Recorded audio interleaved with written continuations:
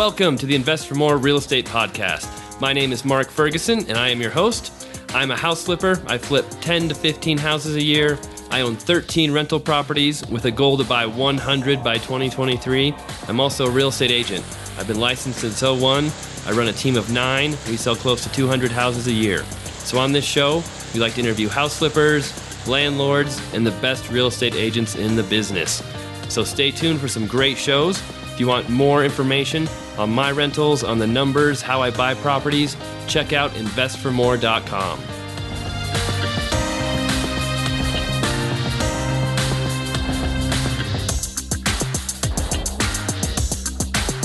Hey everyone, it's Mark Ferguson with InvestFourMore, and welcome to another episode of the InvestFourMore Real Estate Podcast. Today, I'm speaking with Shannon Denniston, who is a real estate agent, real estate investor with flips, rentals, and also an entrepreneur who's got some different things he's working on and has worked on in the past. So Shannon and I have kept in touch over the years, kind of helped each other out with our businesses since they're very similar. So I'm super excited to talk to Shannon, see how he got started in the business, how his career progressed, and what he's doing now. So Shannon, thank you so much for taking the time out for this. How are you today? Doing fantastic. Thanks, Mark, for having me on the podcast. It's a huge honor. Oh, no, great to have you on. And, I always start everyone from the very beginning. So can you tell us what got you interested in real estate? How did you first get started in the business? Great.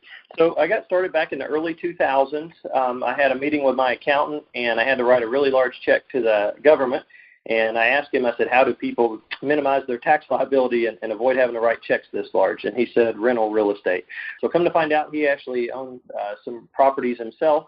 And he said, just go out and buy some houses or duplexes or apartments or something. He said, and then a depreciation schedule. He said, it's amazing what you can do with those things, how they offset your income. Of course, that was all over my education level at the time. They don't teach this stuff in school. And even though I went to college and got a degree in real estate, Bachelor of Business Administration, I majored in real estate. But anyways, this was just kind of, above my education. So I leaned on him a lot in the beginning, but that's how I started. So my CPA advised me to buy rental property, and I went out and I bought a duplex, and then I bought another duplex. And I think we bought 3 new construction duplexes after those 2. So at the time, we thought we'd actually named our company Denniston Duplexes, and I thought I was just going to acquire a few more duplexes. I didn't think it would get as large to the point where we are today, but we branched out since that time. We started buying some single-family residences. We've since changed the company name to Denniston Properties, and everything's on the up and up. So I love single families. I love duplexes. I'm sure I'll probably love apartments too, or I'm thinking I will because of the scalability. Right now we're working on building some new duplexes and possibly a 4-plex new construction. Wow. So you jumped right into the business from the start. I'm curious how long did it take you? How difficult was it to, start buying investment properties to figure out, what was a good investment, what made sense? Was it a long process? Did it happen fairly quickly? Well, I started asking a lot of questions. I did my due diligence. I did not just jump into it.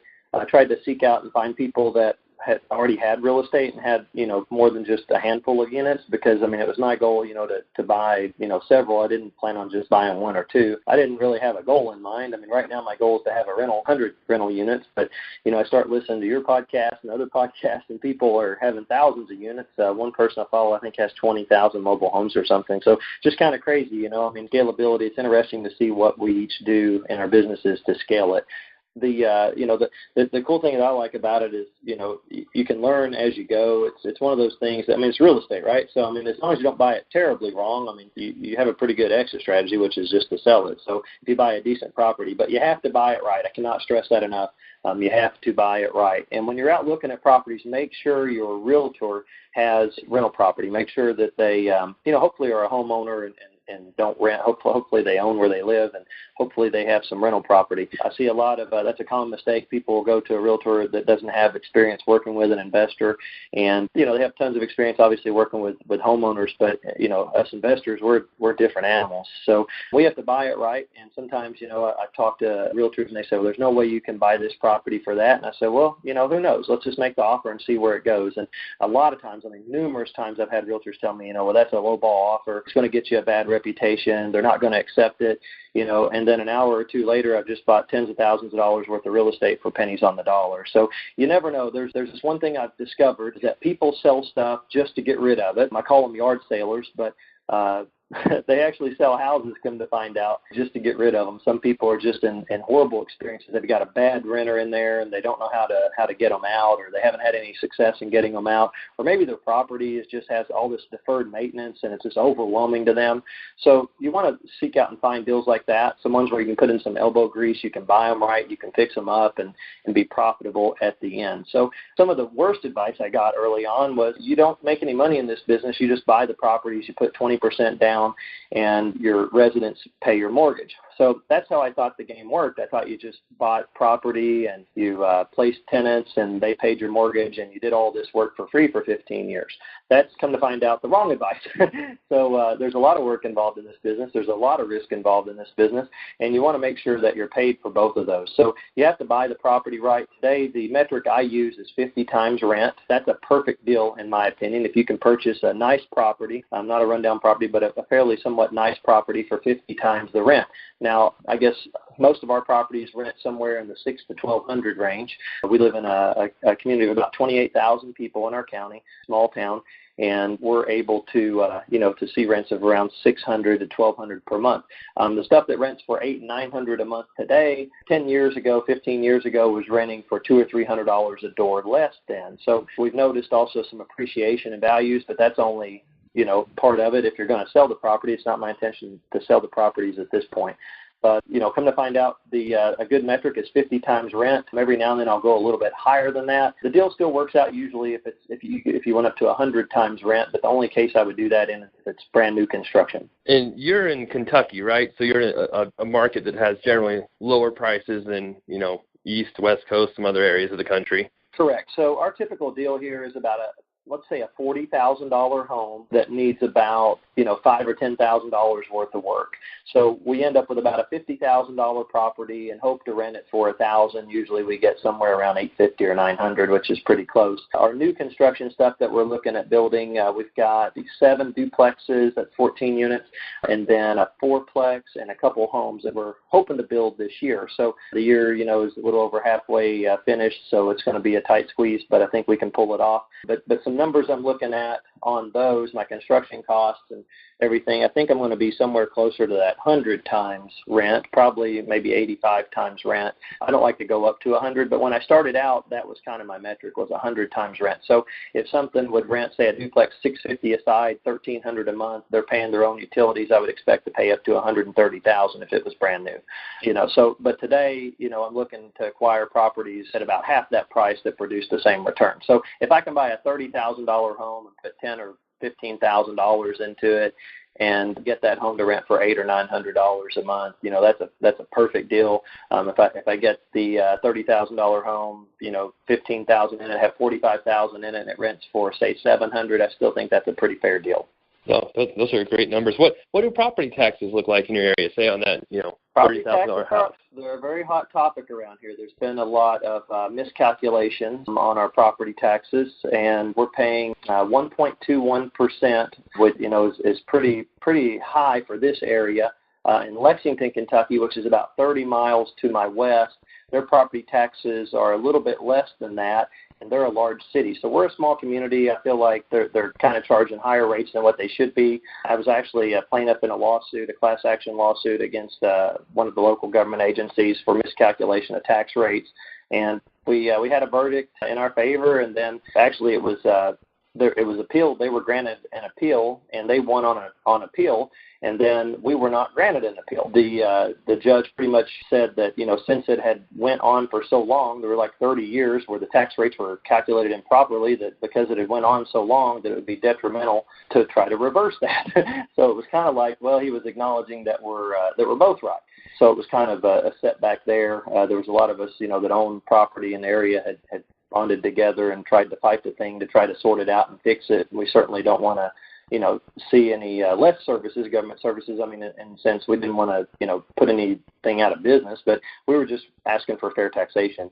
And so that's something that I think maybe landlords should look into, especially as you acquire more properties, because property taxes, I mean, they can add up, to a whole lot of money, and so can insurance. So those are two things that, you might not feel like you have any control over taxes, but you do as a taxpayer.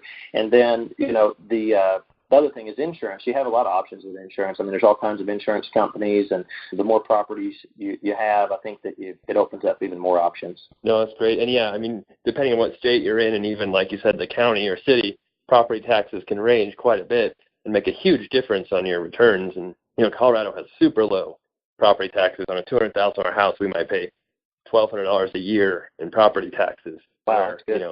Yeah, you can go to Texas and you'll be paying, $4,000 on that property, or go to New York and be paying $10,000 on that property. It's kind of crazy. That's what I was going to say. Yeah, New York, some of the other states, it's like 6%, I think, isn't it?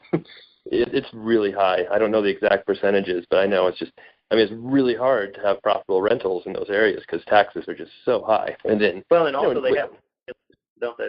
They say what the maximum rent you can charge. Yes, in some areas, in some of the cities, depending on where you're at, they have the rent control, which makes it, really tough. And then, like you said, insurance can vary too, based on, we have a lot of hail in Colorado, so our insurance rates can be kind of high as compared to other areas. But, I don't know what insurance rates are like where you're at, but I'm sure, you have storms and things that come through in Kentucky as well. Yeah, it's different everywhere.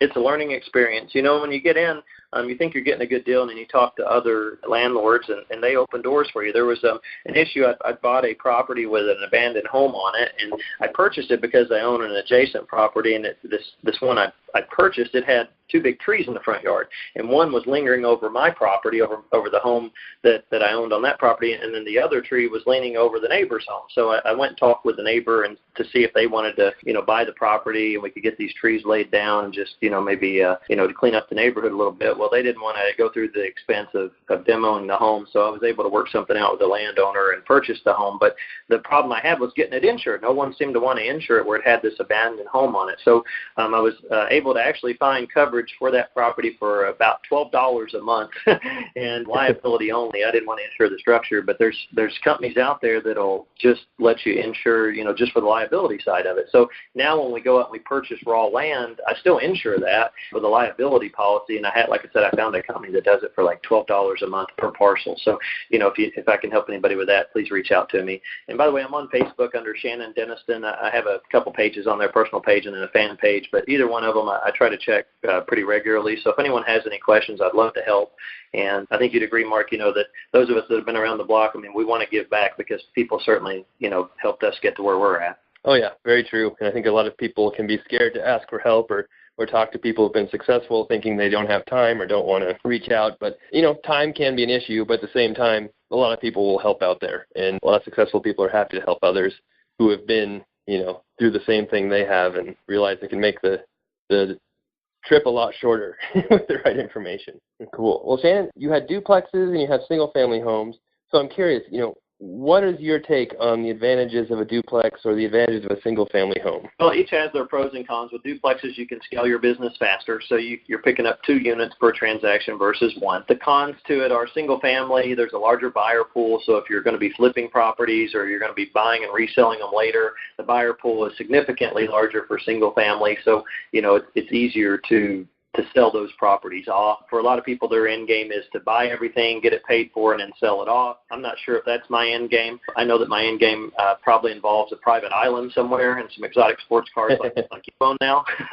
So, we all have these things called goals, and that's what drives me. And, right here behind me in my office, I've got a goal board, and I've had that thing for 20-plus years. One of my very first mentors told me, buy magazines that have things in them that you want. This is before the Internet got real popular, and you could just Google it and print off a picture. So I was out buying DuPont Registry and all these other magazines. I actually became a subscriber to DuPont Registry, and I would cut out pictures of vehicles I wanted and trips I wanted to take and put them on my goal board. And it's been fun over the years to take those pictures down and replace them with other pictures. So I'm very goal-driven. I'm very goal-focused. I'm proud of my goals. A lot of people are scared, I think, to set goals because what happens if we don't hit it? And it's okay. There's these things called adjustments. You can adjust your goal down. So if you're not hitting a goal, just make a series of smaller goals and work your way back up to that goal. Don't let it, though, turn into a source of overwhelm or something where it feels like it's hurting you. It should be a fun exercise to have goals and to achieve them. One of my goals was to purchase a brand new Cadillac Escalade, and I looked at a picture of it on my goal board for about 14 years. I bought a brand new Chevrolet Tahoe, and I actually had a picture of that on my goal board. And I was driving a Chevrolet pickup truck and wanted a Tahoe, and then my goal after that vehicle was a brand new Cadillac Escalade. And like I said, I drove that Tahoe for 14 years before I bought that Escalade, and I could have bought it many years sooner. But there's this thing called delayed gratification, and it's a muscle that you need to flex a whole lot in your life. I think a lot of people, they rush out and they buy things prematurely. And even though you can afford it, maybe the timing maybe even feels right, just, delay it a little bit longer.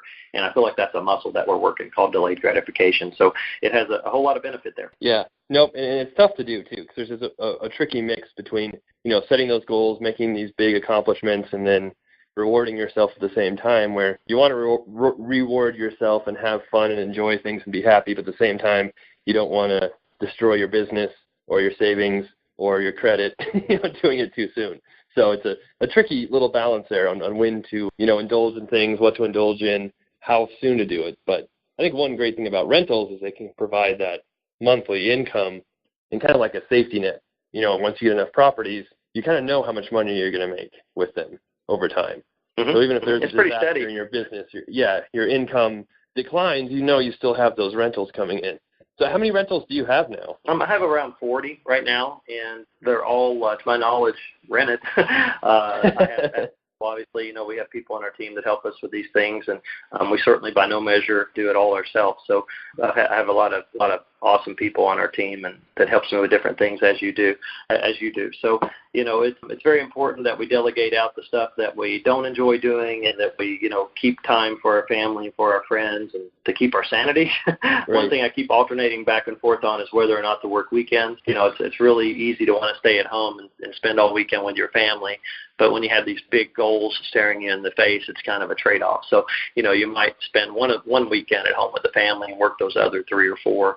But one thing I'd like to add is, whenever you set these goals, before you rush out and buy that Lamborghini or Escalade, maybe buy the assets that are going to generate the cash that are going to allow you to buy that item. So one thing I did, and, I'm thankful that I did it, and I'm going to do it when I buy the Ferrari, is I went out and I bought 4 homes.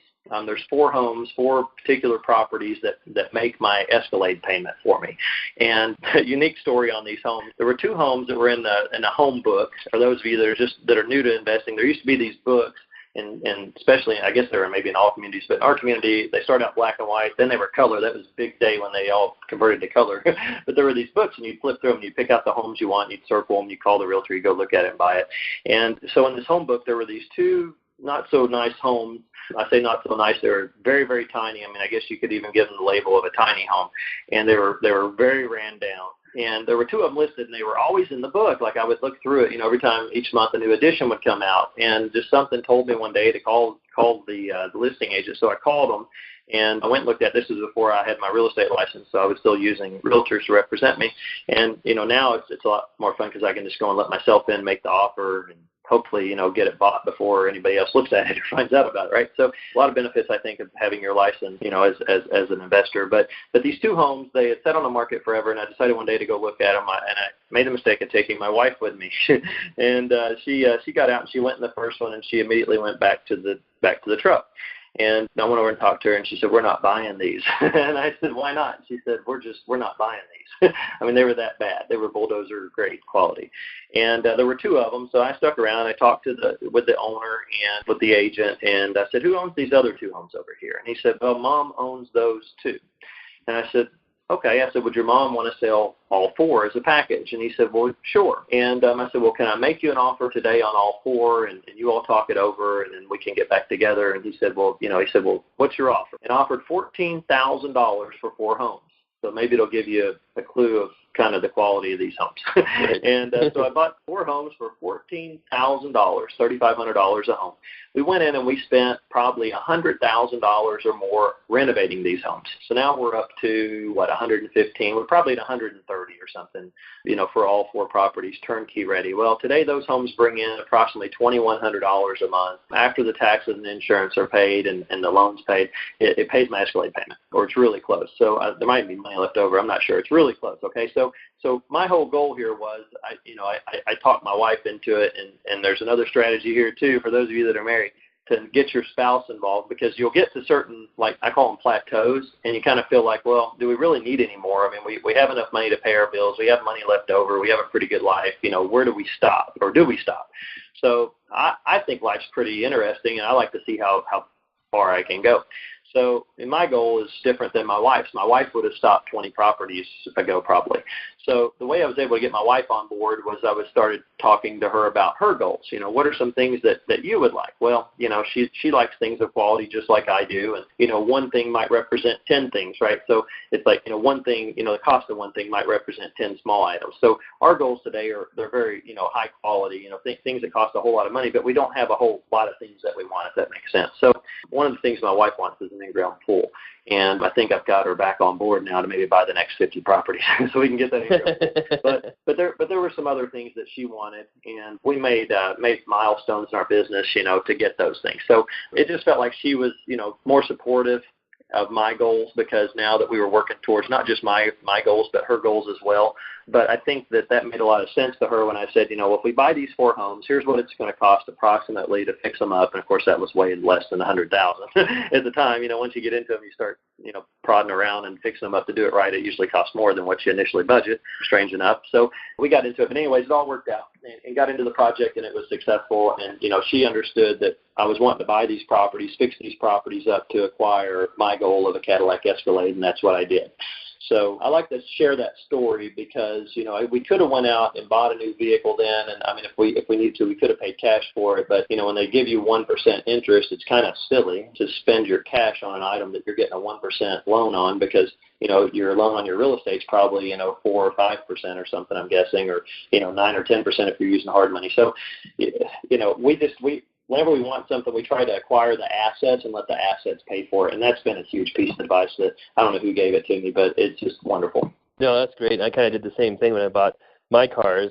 Was once I reached a certain point with monthly cash flow coming in, with my rentals and even, money the blog brings in, I thought, okay, then I can feel comfortable buying this car that was, I don't know how much, 5 times more than any other car I'd bought before, or something like that. Maybe it wasn't that much. And it really made a difference. It really kind of changed your whole comfort level once you realized, hey, okay, I've got this income coming in. I'm going to be okay. It's okay spending some money on myself.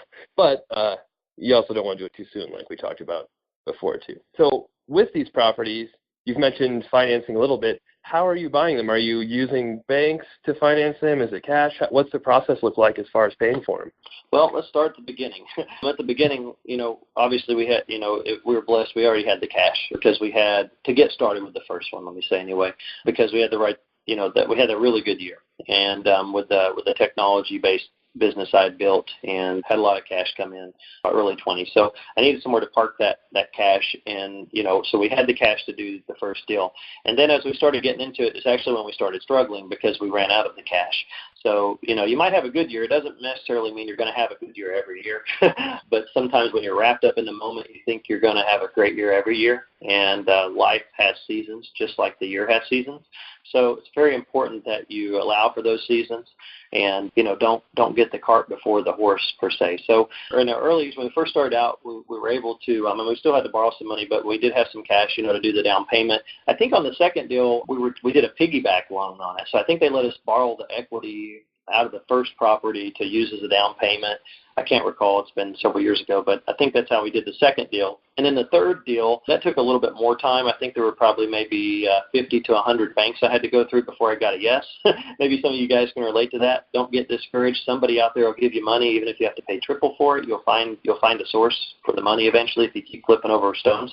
So we found a source for it. It was through a bank or through a lending company, but it was a little bit higher. I think we paid 6.5% interest for that. That was probably 15 years ago or so.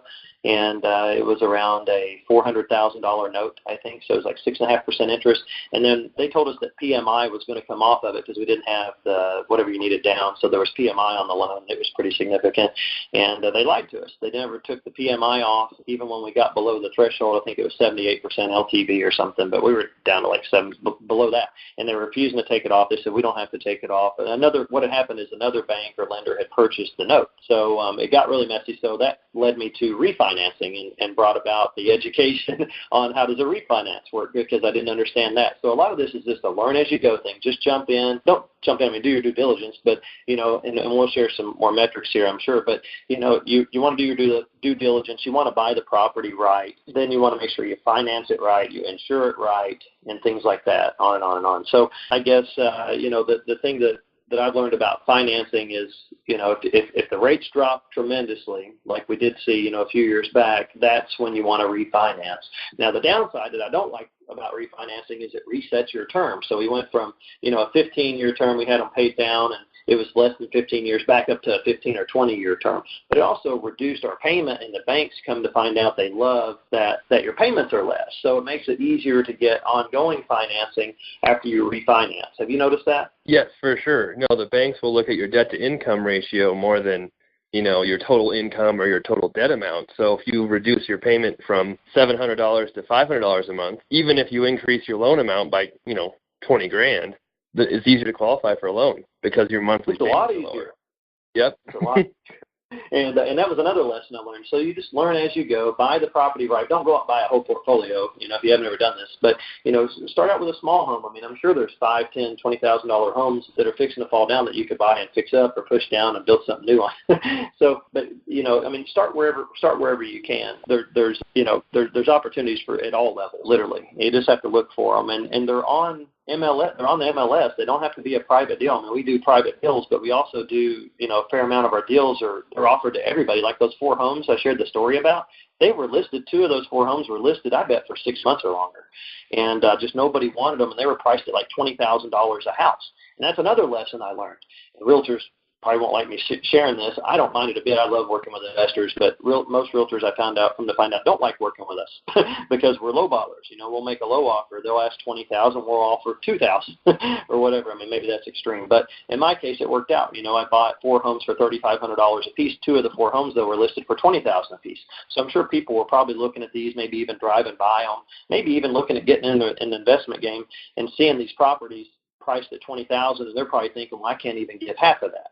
Well, you don't have to get half of that. I like to be told no at least once when I'm negotiating. So there were 4 lots this weekend that I tried to buy and ultimately bought them, and we went back and forth a couple of times. I got told no on my first offer, and it wasn't a lowball offer, but I mean, it was a low offer. But they told me no, and then I countered, and it all worked out. But I like to be told no at least once. So on that one deal where I bought those 4 homes for $14,000, he just said yes. As soon as I said $14,000, he stuck his hand out, he smiled, and he said yes. And the backstory to that, I was like, wow, really? I was like, this is pretty simple. What are they sitting on a landfill or something?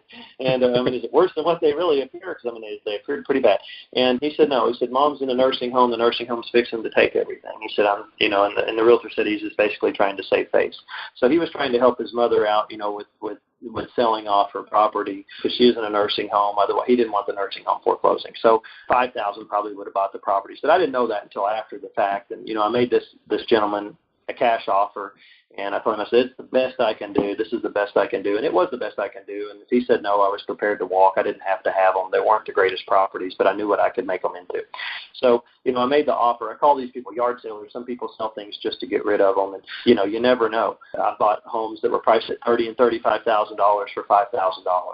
And, because you don't know the backstory. Try to find out the backstory, though, before you go and you negotiate on these deals. If you can find out, some of the questions I like asking people is, why are you selling this?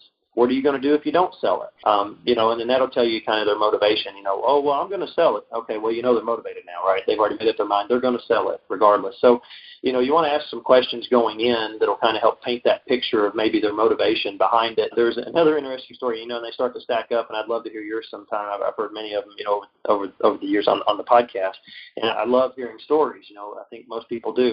One of the other stories was a family friend had called me and said that she had this duplex, and one side you could see the ground. It was, like the floor was rotted out. There's a leak in it, and the floor was rotted out, and there was just a burden. I could just tell it was weighing on her. And she said, I heard that you're buying some properties. And I said, said, sure. I said, I'll come take a look at it. I'd love to take a look at it. I said, I'd love to see what you got. I said, although that kind of worries me that you can see dirt from inside. And, so I went and I looked at it, and sure enough, you could see dirt. It had this big gaping hole in the kitchen. And she said my tenant had this slow leak, and I guess didn't tell me about it until they almost fell through the floor. Or they did fall through the floor, it looked like, is what I said. I said, well, maybe they did fall through the floor. The backstory on this was that she had been married previously, and she had divorced, and her ex-husband had forgot to take her out of the will. And years had passed, and he passed on, and this property she inherited. And she also inherited a couple tenants that weren't quite working out for her. So she had the burden of deferred maintenance. She had the burden of a couple not-so-great tenants. But she had the luxury of inheriting a property, I assume debt-free, and she totally unexpectedly. So she inherited this property, and I asked her, I said, what are your goals? Why do you want to sell this? And she said, I want to take a cruise around the world. So I immediately pulled up on my phone, how much does a world cruise cost? Well, a 30-day cruise is about $30,000 or something like that, $40,000. So I offered a little bit more than that. I offered her $40,000. I think it was $30,000 something, $35,000 for the cruise. And I was like, well, I'm going to offer her $40,000, the best I can do, and see what she says, and I'll walk if she can't do it. I'll buy it if she can. So I offered her $40,000. And she hugged me and started crying and just got really excited and emotional over this. She's like, oh, thank you, thank you, thank you. And, she was so happy, just so relieved to get rid of the property. But had I not known the backstory, had she not inherited it and things like that, I might have made a mistake and offered too much. So negotiation's fun. I love it. It's the most fun part of the business for me. Oh, that's great. And I love your story about the MLS, too, because I think, even Nikki on my team is surprised sometimes at the deals I get. Like, I can't believe they accepted that offer. That's just ridiculous. But you don't do that on every property you see, though. You can get a feeling for which ones, maybe it's like you said, you can see the ground through the floor. That's a sign that the house needs some work. Maybe they'll negotiate more. Or, they've been for sale for 6 months. There's signs on different properties that may negotiate. And those are the ones you kind of focus on and work on. It's not like you make a low ball offer on every single house out there. That's right. And there's a time when you offer market, right? If you really want it, right. Or it's on your route, we all have these. I like to think we have routes, right? Like we drive through and we buy properties along our route. I call it my route. So I'll give a little bit more maybe if it's on my route. But I also know when to offer my highest and best. And sometimes I come out the gate with it. A lot of times I'll just say the best I can do. If it's a private deal, I'll just look it over. I'll run the numbers on it. I know what it costs to fix stuff for the most part. And I'll give them a good, fair, cash, no inspection, close next week type of offer. There's not too many people come to find out that can offer cash. There's even fewer who can do it in 7 days or less. And there's not very many that are willing to do it without an inspection. So when you line up those stars for people and you say, I'll pay cash, I'll close next week, or as soon as title comes back, possibly this week, and then I'll not inspect it anymore. I've already done my inspection today. I'm good with it. Whenever you make those, it's like a sure thing. And I'm willing to commit this to paper when we leave here today, but my offer also leaves with me. And, so I try to negotiate it the best I can while I'm there and try to leave with a deal. And if I don't, it's fine too. If I go and I look at 20 properties, I'm probably making offers on 18 of them though. I'm a little bit different and I adjust my offers down. If there's a property that I think I can hit my numbers on, but I don't really want it, I'll just make a lower offer on it. But I make a lot of offers. And of course I face a lot of rejection, but that's fine. There's a lot of money in rejections. Another story, the home where we live, we live on a golf course, or it used to be a golf course. They're having some trouble right now, and they're not open for business, but I think they're going to reopen, hopefully. But it doesn't matter. I bought the home right. So, but this subdivision, I used to drive through this subdivision. It's on my way home, and I drive through it and kind of dream a little bit and say, I'd like to live in this subdivision one day. And sure enough, now we live here, and the home's in the back of the subdivision. My favorite lot in the subdivision is the one all the way in the back. And I don't want to live in the front of the subdivision because I made that mistake once, and it's hard to sell. So our former residents would live there 14 years, and it was right on a busy roadway, and it was very difficult to sell because of the busy roadway. It was a nice home, probably 2,300 square feet, nothing fancy, middle class type home. But people had children that would buy our home. Usually the people would come look at it had children, and they were concerned about the traffic. So that's another mistake that we made, right? We bought it right, but I don't know, we lost money on when we sold it. But anyways, long story short, we were able to acquire our dream home in the subdivision, and it's a really nice high-end home. It's about 6,000 square feet, upwards of $1 million, and it was priced at $789,000, and they had reduced it over the course of 3 years to $589,000. We offered $400,000. And they said no. And 2 months went by, and I asked my realtor at the time, I said, can you go ahead and they've moved out. I was kind of stalking the home at this point. And I was like, I've already made an offer. I already kind of feel invested in it. I really like it. I think that, just something inside me kept saying, go for it, go for it, go for it. And I heard this little voice. And I guess we call it intuition. And my wife, she's like, there's no way they're going to sell it for that. There's no way. So she was over here saying, there's no way. And I'm over here hearing this little voice saying, go for it. It's kind of the battle, right? So I contacted my realtor after they moved out, and I said, let's make the same offer. And he said, okay, great, I'll make the same offer. Well, that night he forgot to make the offer, and he gets a text message from their realtor. And he calls me and he says, I forgot to make the offer, but their realtor just contacted me and asked if you're still interested. And I said, we just bought it. So I said, make the same offer for $100,000. He said, no, she made it clear it had to be a little bit more, but she didn't specify how much. So I said, well, let's do $10,000 increments till we get it bought. So we said, well, he said, I don't think that's going to be enough. He said, I don't think you're going to go anywhere for $10,000. I said, well, 20,000 increments. And he said, but I really don't want to give more than X dollars for, a few dollars more than that, than the 400. So we decided to come in at 420, and we bought it. And like a matter of minutes, he called me back and he said, you just bought this house. It was $589,000. We offered $400, we offered $420, and we bought it. Why did they not reduce this house to like $499 or $525 right. or something? Because there would have been other people that would have got in and would have bought it and paid more than us. I know there would have. I mean, I hear the chitter chatter in a small town, and people would have paid maybe not $589, but they may have paid $500 for it. But I see that a lot. And I'm curious if you see that too. Like if you'll go and you'll make an offer and they'll drop it significantly, and they could have dropped it a little bit less and sold it to somebody else for more money. Do you see that? I do see it once in a while, and it makes no sense. I think it's either a stubborn seller or it's a bad agent not pricing it right. Because it's crazy. You see some of these properties that are listed for like you said, 20% more, 25% more than what they'll actually take, and they won't lower the price, they won't change it, but they'll accept an offer if it comes in low. So it's bad marketing. It's what it is. But, we can use that to our advantage. That's right. It worked out, and I also knew the statistics. I mean, in our small town, there's not a lot of big homes being sold. And I asked my realtor, I said, I'm just curious how many homes, around $400,000 or so have sold in the past few years. And he said, I had to go back 5 years. And when he got back to me with the numbers, he said, I had to go back 5 years. He said, there hasn't been a home in your county sell for more than $400,000 without a farm attached to it in the past, I think it was 4 or 5 years.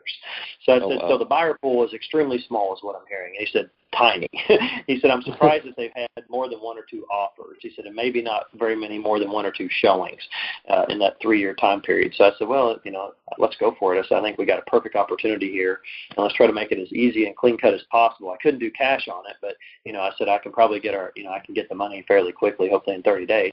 And I said, but we'll waive the inspection. I said, I'll inspect it. I'll bring in a couple of my, contractors. We'll walk it, and I'll give you the go-ahead. And so you don't have to worry about an inspector picking your home apart, because inspectors find stuff wrong, like just crazy stuff. A typical inspection, I'll have 38 pages of stuff wrong on a listing, and it's all minor stuff, but they blow it up and they'll put like 1 or 2 issues per page, and it might be something right. Like the knob on the faucet's loose. It's like little minor petty stuff, and they're doing their job, and I get it, but it really freaks out the new home buyer. But those of us that have been in the game for a while, it's kind of like, oh, that's nothing, I'll take care of this. Okay, great. But I don't know. Do you do inspections on the properties you buy? We do not. So it's pretty much me looking it over, and that's about it. We'll have inspections done on some properties after I buy them, just to kind of get that, to see what the next inspector is going to look at for the buyers, to be like, if there's little minor stuff or things we missed that we want to fix beforehand. Exactly. Yep. But we don't do it before I buy them. And then I almost never ask for an inspection clause. I don't either. I just feel like it's wasted money. Now, I'm sure that it could, it's probably, you might make some mistakes along the way by not doing it, but it really adds up. I mean, especially when we're talking about the volume of properties that we're buying, not just to hold, but also to flip. I mean, if you had to pay $400, $500, $600 for each one of those, I mean, it really adds up. I just got into flipping this year. I really hate selling it. It'd be like selling my daughter, right? It's like they're like children to me. Whenever I buy one of them, I put so much into them. I love them. And, I feel like I'm at home every time I walk in the door of one of them. I've really put a whole lot of, I have a whole lot of emotion in every one of them, because every one of them has been a struggle. It wasn't just, not every one of them has been a struggle. Let me back up. Most of them are struggles because I buy them and they're like, fixing to fall down, or they have all this deferred maintenance and we're spending months at a time there. Sometimes I'm there working until 3 or 4 o'clock in the morning. Sometimes I leave and the sun's coming up. And, but I'm listening to your podcast, and that's what's getting me through the night. And, it's very encouraging to hear these stories of others. I used to listen to a lot of music. I still listen to a lot of alternative rock and things like that. But now it's like it's less music and it's more podcast. I just really am yearning for more education. How can I go to the next level? I'm always thinking bigger and, how can I get to that next level? Who can lead me there? So, it's very worthwhile. So when I'm working on the flips, and I don't want you to think I'm out here swinging a hammer doing the hard work. I mean, I'm doing like changing the outlet plate covers and stuff like that, cleaning windows, just tidying it up, touching up the paint, things like that. But I used to do a lot more of it, but now I've just tried to break myself of that and try to delegate it out. Our time's worth more than $10 or $20 an hour. So, why are we out here doing $10 or $20 an hour work? And that's something that the sooner you can break yourself of, the better off. Now, in the beginning, you probably have to do that work yourself. I know I did, but now it's really enjoyable to provide these opportunities for others. And when people call me and they're looking for work, I'm able to deliver it to them. They're very happy about that, and that makes me satisfied too, because I know that they're getting something out of it. I'm creating opportunity for others, and then it's going to come back. It allows me to spend my time in other areas like negotiating and acquiring more property. So talking about flips, I've done I call them quick flips. Basically, I'll go in, I'll buy a property. Usually it's on the MLS, and I'll just go in and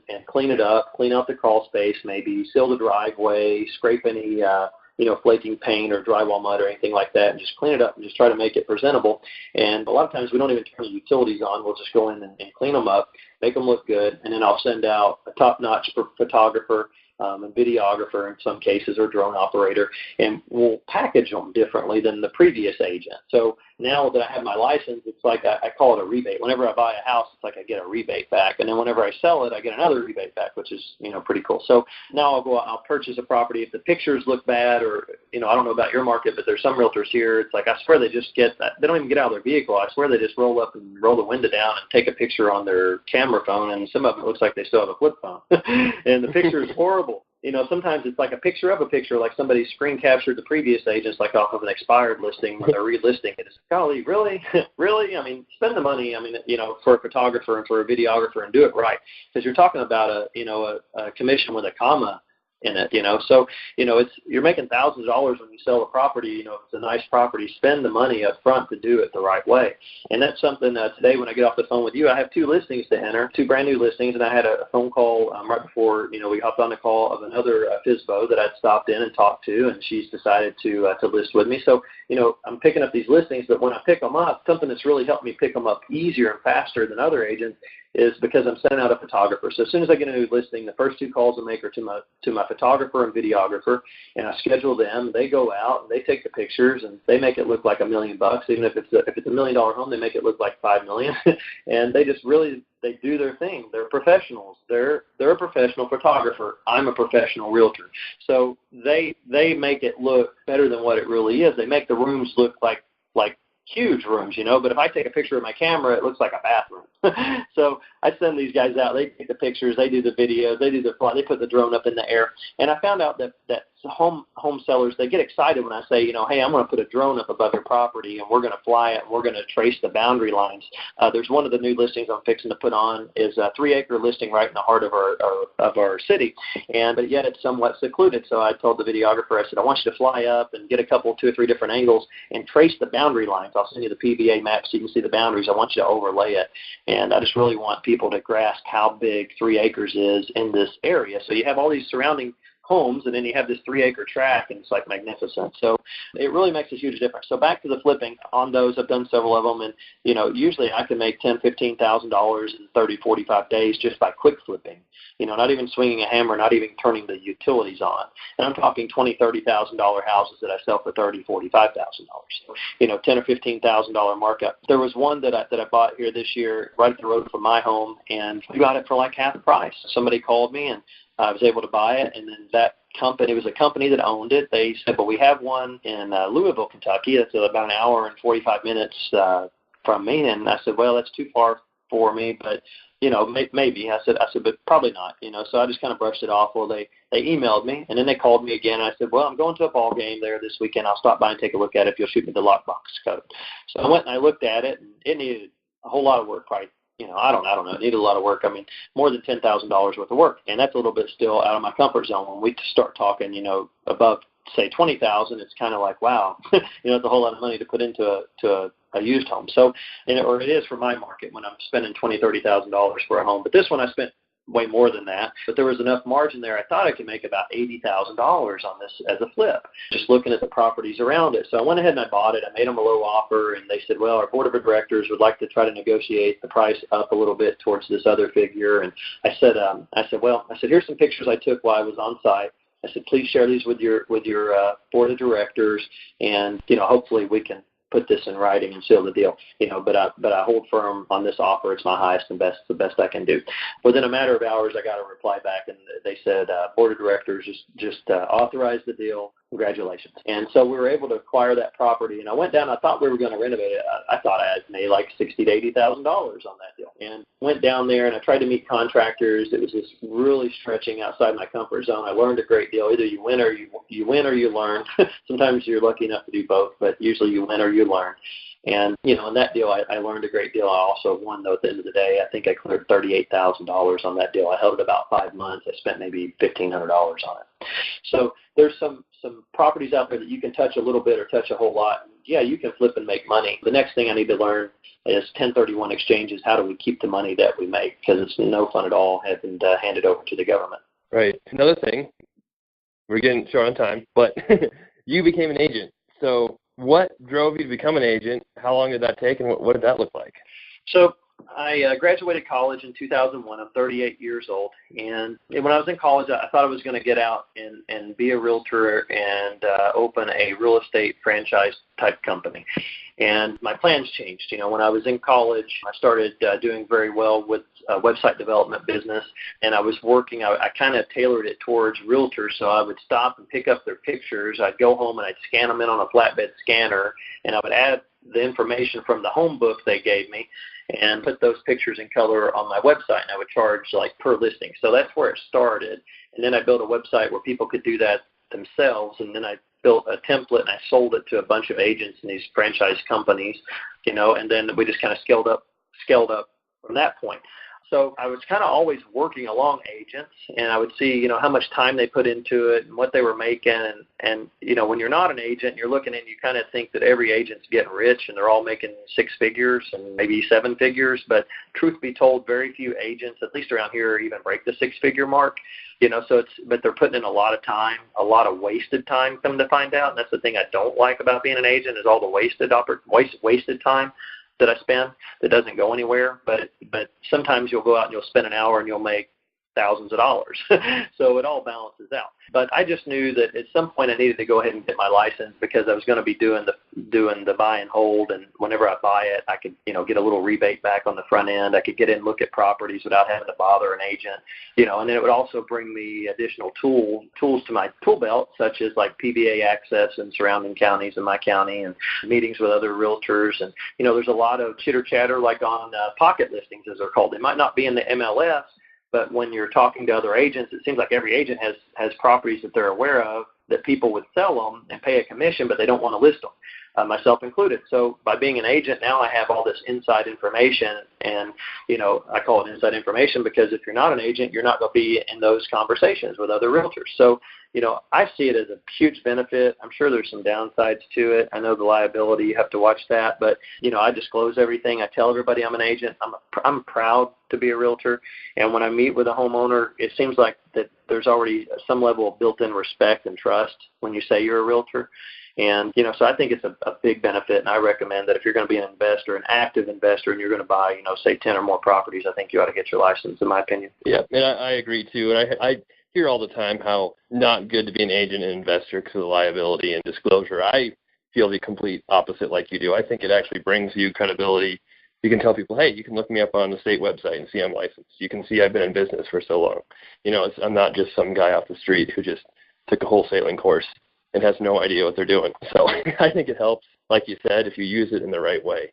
And speaking of agents, I know you've been starting kind of doing some more entrepreneurial work as well. And I don't know how much you want to talk about it, but do you want to tell us a little bit about some new technology you're working on? Sure. So I've got to be careful what I say here. It's brand new technology. It's going to be the hottest agent technology probably of the decade. And I've started sharing it with a few agents, and literally half the agents I share it with are deciding that they want to deploy it in their business too. When I saw it, it was a no-brainer. I said, wow, that's incredible. I actually got to see it in action because this sounds almost too good to be true. It was one of those things. And I'm real cautious when something sounds too good to be true, but I'm also very optimistic and know that sometimes it really is true. So with this technology, what it does is, let's step back. If there was a way that you could put your marketing message and your website link on the phone of people who come within 300 feet of you, your vehicle, your real estate sign, your for rent sign, your I buy houses for cash sign, or whatever type of sign you're putting out, or your place of business. Maybe you're a restaurant owner, maybe you have a kiosk in the mall or a booth at the local flea market. Whatever it is you do as an entrepreneur, whatever your business is, what if you had a device that you could put on your sign, a little small device that fits in the palm of your hand that'll fit on your keychain? What if there was a device like that existed where you could put your marketing message and link on the phones of people who come within 300 feet of you? Would you want to know about it? So that's my hook. That's what I share with. And, of course, everybody's like, well, yeah, of course, well, is that legal? And you start getting questions like that. Yes, it's absolutely legal. There's a new technology. It's out on the market. The startup company I'm working with, it's a direct sales or network marketing company, so I'm very fond of those as well. I've had some immense success in network marketing in the past. I've also had some immense failures, as most of us probably have, but far more failure than success, but the successes are incredible. And I've learned that there's a window for everything, especially with network marketing. So sometimes these companies, it's very, very extremely, very risky to get involved in the startup phase, and I usually don't ever do it. But this was one of those things that it sold me as a customer. And when I saw it, I said, well, I've got to have that. I've got to put these on my signs because I want it. I want all the neighbors and anybody that drives by one, I want them to get this message on their phone that there's property for sale on this street. So that's kind of how I'm going to roll it out. But the other side of the coin is when I'm doing a listing presentation, to be able to share this new agent tech with other people. So with people selling property, whether it's a homeowner or an investor or another agent that has clients, that's what really excites me. I mean, imagine if you're a homeowner and someone comes and delivers an awesome listing presentation, and then they talk about this technology that they have that no one else in the area has, and that it does what I just shared with you. So, it's pretty incredible. So I think it's going to help me, get more listings. I think it's going to help me add another hopefully 6 or 7 figure income stream by rolling it out to other agents. I think the market, could get saturated with it really quickly. But I'm very excited about it. So I just want to be careful what I share about it. But if anybody has any questions, you can send me a private message. I'm really quiet about it at this stage just because, we're working through some stuff. But it is working. I tested it out this weekend, and it's incredible. So I'm on Facebook under ShannonDenniston.com. You can just say, hey, what's this new hot agent tech you're talking about on Mark's podcast? And I'll get you all the information. You can go to the website, watch the videos, and check it out. And it's really inexpensive. They're like $12.50 per month for the device. That price might change depending on when you're listening to the recording, but that's where we're at right now. If you buy 8 of them, you get them for $99 a month. And you can literally put one on your keychain. You can put one in your vehicle. I'm putting them on my children's backpacks. And each one, you can put a different marketing message. You're limited to 40 characters, but you can put the message and you can put a website link. The link has to be a secure link. But you can use link tracking services like Bitly or Googly to track, so you can see the effectiveness of it. But it's just really, really cool. And so I'm going to use it to get more listings. I'm going to use it to make more money. I'm actually doing a promotional video shoot to market the device, and I'm going to put that on a landing page or a lead capture page with an opt-in form and build a little secondary business there. But as investors, I look at each one of my properties as a business, So if I have 40 rentals, I look at it as 40 businesses. And then there's other businesses, obviously, that I'm involved with as well, like this with the Agent Tech. There's another one, a company called Send Out Cards that I'm with, that we're able to send out greeting cards and gifts, to people when I buy or sell a home from someone. So it's just really nice, be able to have these tools and kind of treat people like royalty and, under-promise, over-deliver. Nice. Very cool. Wow, great information, Shannon. I think, we're coming up towards the end of our time here. Anything else you want to share before we head out of here? Any quick tips or tricks or anything else you've got going on? Make a lot of offers. Look at a lot of properties. Make a lot of due diligent offers and buy some stuff. There's so many people that I've seen that, that'll come to me and they'll say, Shannon, can you help me do what you're doing?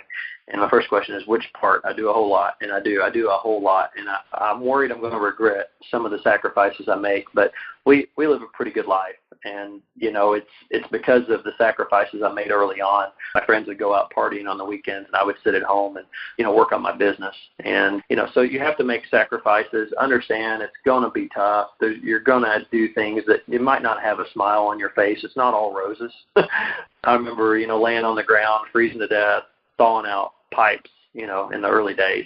And just thinking about my goals while I was laying there half frozen, just thinking, come on, open up, come on, and then I decided, I need to get some heat tape, I need to buy some $30 a roll heat tape and not be so cheap in my business. So, you'll learn. Sometimes you make mistakes, and that's all part of it. But what's important is that you get started, that you don't delay, do your due diligence. Ask people like Mark and myself, to help you and run numbers and things, because that's what we're here for. We want to help you succeed. We want to see you succeed. There's enough opportunity for everybody that wants some of it. And, whenever you make $1, you're not taking $1 away from somebody else. And if you have that mindset, you're going to have to read some books and do some things to break through it. But we all have these mindsets that either help us or hinder us. And, if they're hindering us, we've got to get around the people that don't have those, bad mindsets, that have either, never had them or that they've worked through them. But I see so many people make the common mistake if they just sit there and they watch and they don't do anything. And they could have already accumulated 10 or 20 rentals themselves and be out of their dead-end job. And a lot of people, I think they feel like they're in a dead-end job, that they can't go in tomorrow and make, double the income. How hard is it to double your income in a year in a job versus in a business? It's incredibly hard. If you were to ask your boss to double your raise, or to give you a raise that was double your income, they're probably going to laugh at you. But in business, you can do that because you're in charge. You are the boss. So I'm, very passionate about being an entrepreneur. I haven't worked a job in many years, and that was one of my very first goals in life, was to be able to stay at home. I'm at home right now, and I haven't even showered yet.